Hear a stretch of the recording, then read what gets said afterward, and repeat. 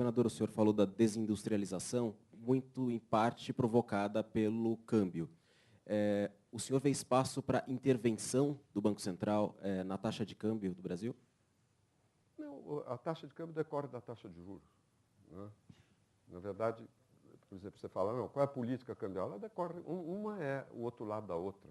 Se você tem a maior taxa de juros do mundo, distante de todos os outros países, num momento de crise, ou seja, que falta oportunidade de investimento, vem o dinheiro. No meu tempo, quando eu estudei economia, chamava hot money, dinheiro quente. Depois saiu de moda, vai mudando. Dinheiro quente era mais representativo do que é, né? Uma coisa que vem super esquentada, velocidade de um como é que chama? Hein? Não, de uma gazela né, temor de não sei o quê, enfim, todas essas coisas que você tem um presidente italiano, que era economista, que definiu muito bem, não me lembro a frase agora direito, mas é um dinheiro que vai embora, que vem, pega rentabilidade, né? Nós estamos hoje com 50 bilhões de dólares de déficit em conta corrente projetados para este ano. Significa que o endividamento do país, no fim do ano, vai aumentar em 50 bilhões. E que vai ser contrabalançado por dinheiro que vem aqui, que é emprestado, ou por aumento do passivo externo. Não é uma situação, a médio e longo prazo, tranquilizante. Alguém vai me dizer, pô, mas a economia está bombando. É verdade, a curto prazo, um instantâneo, está ótimo. Agora, é dever de quem está na vida pública antecipar os acontecimentos. Não precisaria governo, a rigor, bastaria você ter uns administradores, se fosse só para levar a coisa a curto prazo. Você tem que permanentemente antecipar problemas. Então, isso tem que ser arrumado para o futuro. Tem uma pergunta aqui, gravada também em vídeo, da Isabela, que é sobre, estamos falando um pouco de economia, sobre concorrência desleal de importados, na palavra dela. Queria que o senhor assistisse à pergunta. Oi, Serra, meu nome é Isabela, tenho 19 anos, sou de São Paulo. Eu quero saber se você é a favor ou contra da união civil entre pessoas do mesmo sexo.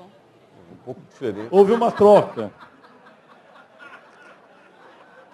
Mas já que tivemos uma pergunta sobre isso, então o senhor pode responder. Em seguida voltaremos ao tema econômico. Agora, ficou muito engraçado. O senhor pode responder essa pergunta, depois a gente volta. Sou a favor da união civil. Aproveitando, o senhor também seria a favor ou contra uma polêmica recente de casais homossexuais terem o direito de adotar filhos, crianças? Olha, eu acho que se preencher os requisitos, que tem também para qualquer um que vá adotar, você não chega lá e diga, eu quero uma criança e adota, né? Alguém vai investigar a sua vida, né? Você não pode entregar uma criança para um adulto que, de repente, não tem condições.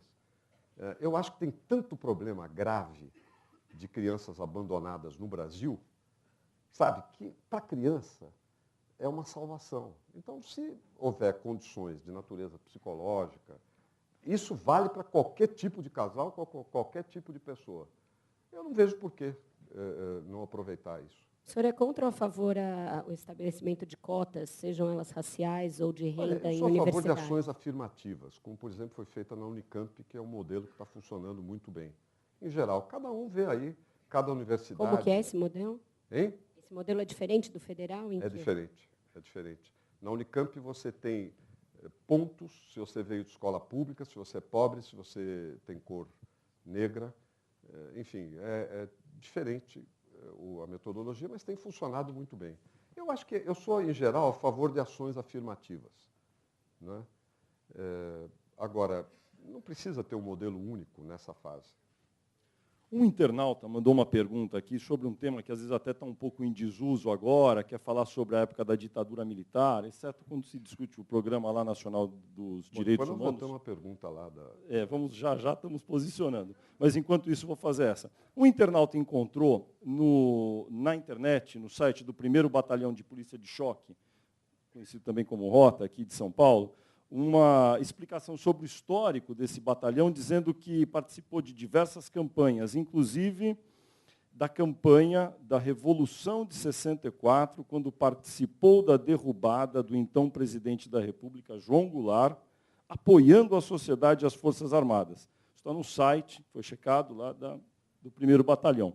E a pergunta dele é a seguinte: o senhor concorda com a afirmação de que os golpistas de 64 estavam apoiando a sociedade e se isso seria apropriado de ser mantido num site da Polícia de São Paulo? A intenção, eu conheço muita gente que participou do golpe com uma preocupação genuína a respeito da democracia, mas estavam enganados.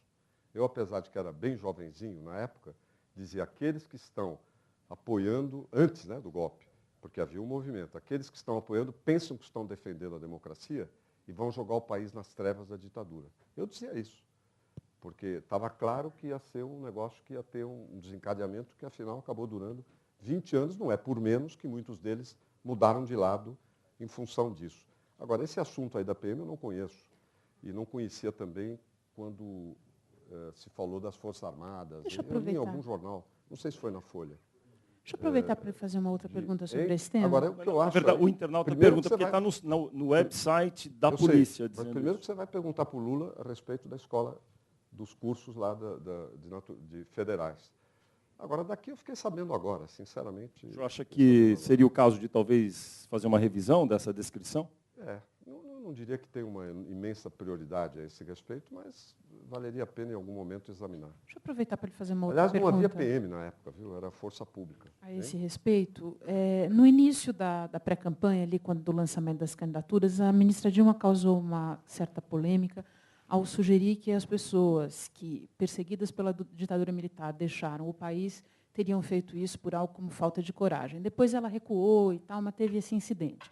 Eu queria saber o que o senhor acha disso e queria saber se o senhor, que teve de se exilar, alguma vez contemplou a possibilidade de aderir à luta armada.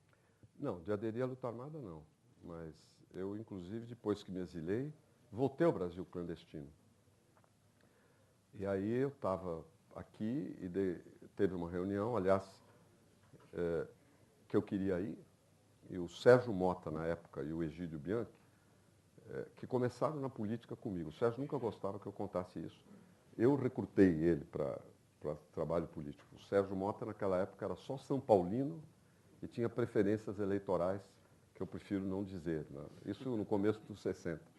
Mas eles, já com muito critério, não me permitiram que fosse a reunião. Era uma reunião nacional. A turma não sabia que eu estava aqui. E foi todo mundo preso. Teve até um episódio curioso, porque eu liguei para lá, disfarçando a voz. Não sei quanto minha voz é disfarçada. Reunião de Ibiúna, da Uni, não? Não, nada. É 65 aí. E aí eu liguei e uma pessoa, a Marli, que está aí hoje, ela atendeu e eu falava, procurando disfarçar a voz para ela não perceber que era eu, mandei chamar fulano. Aí ela dizia DOPS, DOPS, DOPS, DOPS, DOPS. Estava todo mundo saindo assim nesse momento. E eu não entendia. DOPS, DOPS, DOPS, DOPS, falando ela nervosa, você não consegue entender. E aí foi todo mundo preso, não me restou senão sair, porque viver na clandestinidade é uma coisa muito... Se você tem cara conhecida, é virtualmente impossível, a menos que você mantenha um aparato de 50 pessoas te mantendo e tudo mais. Eu acho que foi uma alusão infeliz da Dilma, depois ela se corrigiu, até porque ela pegaria a gente... Por exemplo, o Marco Aurélio Garcia, né, teve exilado, é um dos 2 ou 3 principais assessores dela, idealizador dos seus programas, etc. Ele foi exilado. Aliás, eu o ajudei no Chile, quando teve o golpe no Chile. Eu chamei o Paulo Renato, eu me dediquei naqueles dias a guardar o pessoal em embaixadas no golpe do Chile, porque foi um general para a televisão e diz, aqui há um exército de 10.000 estrangeiros. Aqui tem um exército de 10.000 estrangeiros. Denuncie. Você pode imaginar, não tinha exército nenhum. A paranoia que deu com relação a estrangeiros. Isso foi, eu não me esqueço mais, foi o general Bonilha que disse isso, que depois foi morto pelo próprio Pinochet.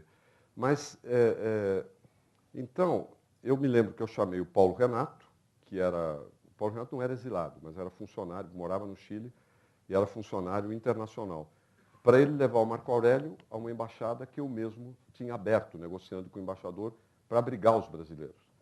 E o Paulo levou o Marco Aurélio. Enfim, houve uma perseguição muito grande aos exilados. Por outro lado, quando eu fui preso no Chile, o motivo verdadeiro da perseguição que se me fez foi muito forte, a partir de um certo momento, foi precisamente que eu tinha participado, fui um dos principais atores desse movimento na defesa, ou melhor, no combate à tortura no Brasil.